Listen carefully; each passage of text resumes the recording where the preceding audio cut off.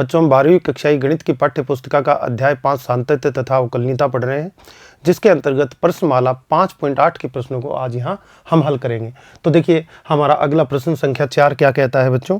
प्रश्न संख्या 4 कहता है माध्यमान प्रमेय सत्यापित कीजिए यदि अंतराल ए बी में fx = x² - 4x - 3 जहाँ a = 1 b = 4 है। a की वैल्यू 1 दी गई है, b की वैल्यू 4 दी गई है। तो हमारा फंक्शन क्या है? fx = x² - 4x - 3 और x कहाँ से बिलोंग करता है? ए बी से, और ए बी का तात्पर्य क्या है?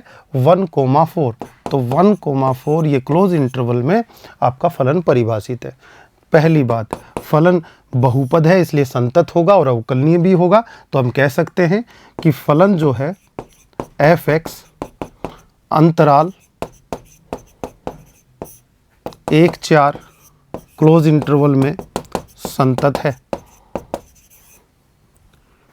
दूसरी बात, f(x) जो है आपके विवृत अंतराल 1,4 में अवकलनीय भी है, और ये इसमें अवकलनीय है, संतत है। तो आपने लांगराज प्रमेय से यानी कि माध्यमान प्रमेय से तब माध्यमान प्रमेय से क्या निकल कर आएगा? f' = fb - fa upon b - a, ये आपको प्राप्त होना चाहिए, लांगराज ने आपको बताया है। ठीक है, ये प्राप्त होना चाहिए। तो f' की वैल्यू फाइंड आउट कर लेते हैं। f' सबसे पहले निकालेंगे, अवकलन करेंगे दिए गए फलन का। x² का आपका 2x और -4 आपका अवकलन हो जाता है। इम्प्लाइज दैट f' की वैल्यू x की जगह यहाँ c पुट कर दें तो आपका बन जाता है 2c - 4, ये आपको वैल्यू चाहिए।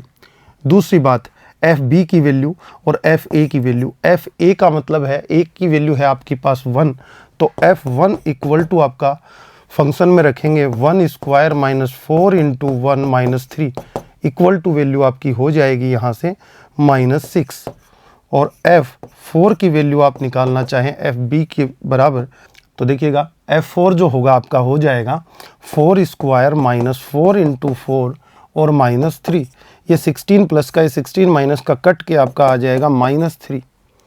अब हम f' की वैल्यू इम्प्लाइज दैट, अब हम बात करें, वैल्यूज हमने सारी फाइंड आउट कर ली हैं। f' की जगह 2c -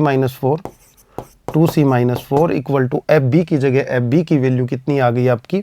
-3 माइनस आपका fa का वैल्यू कितना है? -6, तो ये -6 हो जाएगा बच्चों का, और a का मतलब आपका 1 है और b का मतलब 4, तो 4 - 1 आपको नीचे मिलेगा। देखते हैं आपका c ए बी में बिलोंग करता है कि नहीं। अगर कर गया तो लांगराज की प्रमेय लागू हो जाएगी, उसका सत्यापन हो जाएगा। देखिए 2c - 4 इक्वल टू -3, यहाँ पे प्लस का 6 तो हो जाएगा 3/3, ये 1 हो जाएगा। तो 2c - 4 = 1, 2c = 4 उधर जाएगा 5, c = 5/2 यानी कि 2.5। देखिए आपका अंतराल क्या है? आपका a का वैल्यू 1 और b का 4 है, तो अंतराल आपका ये बना। तो आप कहेंगे बिलोंग करता है 1 से 4 के मध्य में आता है। अतः माध्यमान प्रमेय लागू होती है या सत्यापित होती है, ये बात आप कह देंगे। इस तरह से क्वेश्चन का आंसर दे सकते हैं। अगला क्वेश्चन देखिएगा, माध्यमान प्रमेय सत्यापित कीजिए यदि अंतराल ए बी में f(x) = x³ - 5x² - 3x हो, a = 1 और b = 3 हो।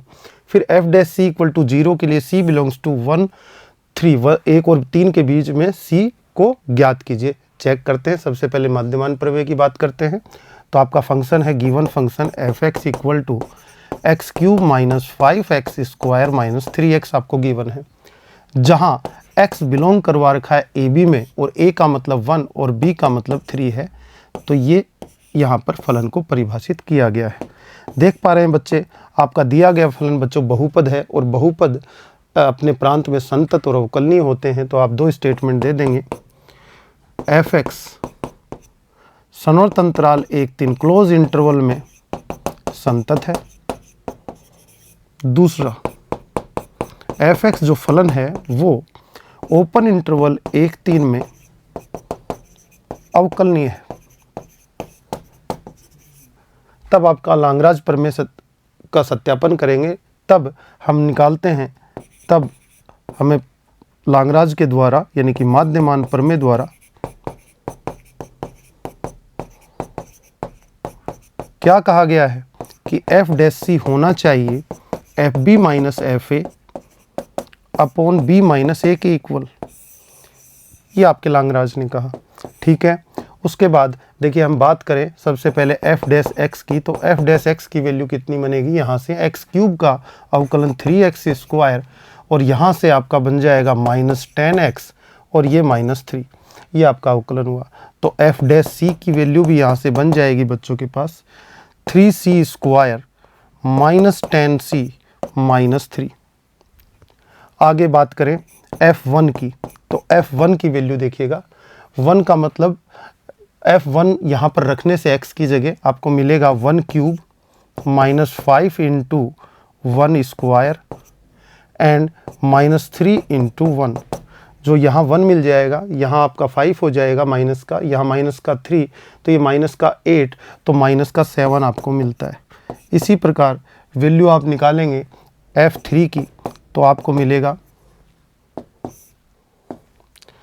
3 का क्यूब माइनस 3 का क्यूब और माइनस उसके बाद 5 और 3 स्क्वायर मिलेगा और फिर -3 इंटू 3।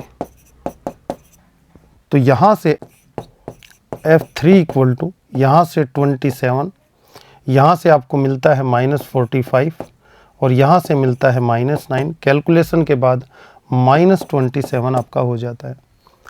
तो देखिएगा अब वैल्यू रखते हैं, लाग्रांज प्रमेय से हमने प्राप्त किया है F dash C equal to, F dash C का value 3c square -10c -3 equal to F B का वैल्यू -27 और बीच में माइनस एफ ए की वैल्यू है आपके पास -7 और यहाँ पर आपका हो जाता है नीचे में b माइनस ए, यानी कि b की वैल्यू 3 और a की वैल्यू 1।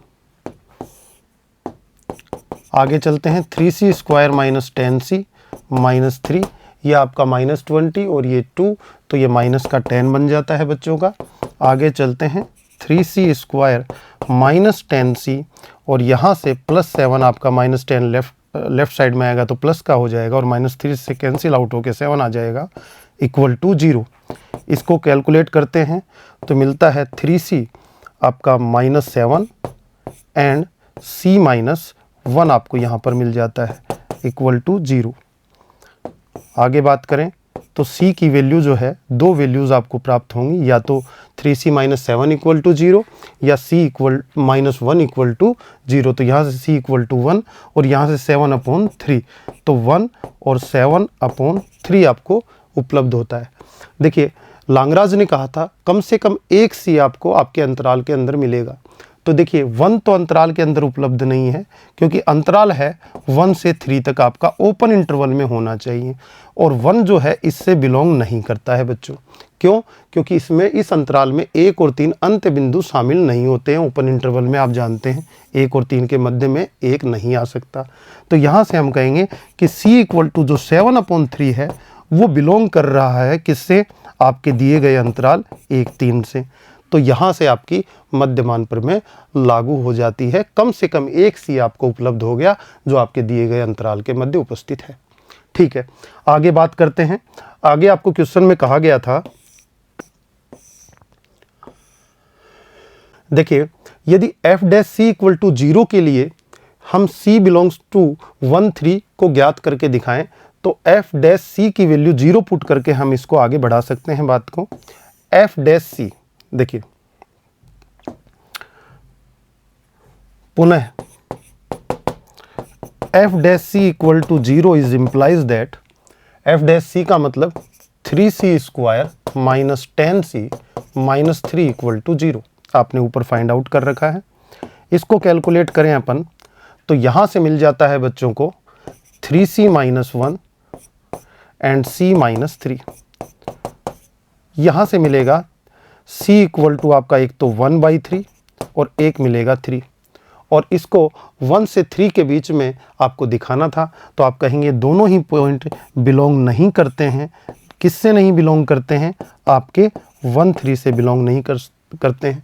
तो आप कहेंगे 1 और 3 के बीच में सी का ऐसा कोई मान उपलब्ध नहीं है जो f dash C equal to 0 को संतुष्ट करता हो। इस तरह से आप इस क्वेश्चन का आंसर दे सकते हैं। अगला देखिएगा बच्चों, प्रश्न संख्या 2 में उपरोक्त दिए गए तीनों फलनों के लिए मध्यमान प्रमेय की अनुपयोगिता की जांच कीजिए। देखिए प्रश्न संख्या 2 में आपको 3 फलन दिखाए गए हैं। पहले 2 फलन, पहले केस में एफ एक्स इक्वल टू आपका महत्तम पूर्णांक फलन था, और सेकंड केस में भी यही फलन था, एफ एक्स इक्वल टू महत्तम पूर्णांक फलन। परिभाषित अलग अलग अंतरालों में कर दिया गया है, उससे कोई फर्क नहीं पड़ता। आप देख रहे हैं कि जिन भी अंतरालों में परिभाषित हैं ये फलन, ये न तो संतत हैं न अवकलनीय हैं, इसलिए यहाँ पर आपकी मध्यमान प्रमेय लागू नहीं होती। केस बचा थर्ड केस में आपको एक फंक्शन दिया गया है f x equal to x square minus 1, जो बिलोंग करता है, एक्स बिलोंग करता है जहाँ 1 से 2 के बीच में, 1 से 2 तक। तो यहाँ पर मध्यमान प्रमेय लागू हो सकती है। क्यों? क्योंकि ये संतत भी है, अवकलनीय भी है। इसमें मध्यमान प्रमेय लागू करें तो तीसरे में, 2 केसेस में तो आप स्टेटमेंट दे देंगे कि फलन अवकलनीय और संतत नहीं है दिए गए अंतरालों में, अतः फलन पर मध्यमान प्रमेय लागू नहीं होती।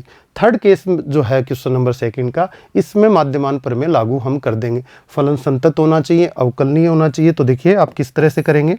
आप कहेंगे पहला पॉइंट सॉल्यूशन में एफ एक्स इक्वल टू आपका है एक्स स्क्वायर माइनस 1 और एक्स बिलोंग्स टू है 1 to 2। ठीक है, आप कहेंगे प्रथम पॉइंट कि एफ एक्स 1 2 संत अंतराल में, क्लोज इंटरवल में संतत है। दूसरा पॉइंट आपका होगा जो एफ एक्स है आपका विवृत अंतराल 1 2 में, ओपन इंटरवल 1 2 में अवकलनीय है। अवकलनीय है तो बात आगे आ जाती है कि तब मध्यमान प्रमेय से आप कह सकते हैं एफ डैश सी का वैल्यू जो होगा F B minus F A upon B minus A होना चाहिए, जहां ए और बी की वैल्यू अंतराल में दी हुई है, ए इक्वल टू 1 और बी इक्वल टू 2। तो देखिए एफ डैश एक्स बच्चे निकालेंगे तो यहाँ से कितना आ जाएगा बच्चों का 2x, तो एफ डैश सी कितना आ जाएगा 2c, यहाँ से ही मिल जाता है। आगे एफ बी और एफ ए की वैल्यू, तो एफ वन का value 1 square minus 1 equal to 0 and f two का वैल्यू आपका हो जाएगा 2 स्क्वायर माइनस 1 इक्वल टू 3।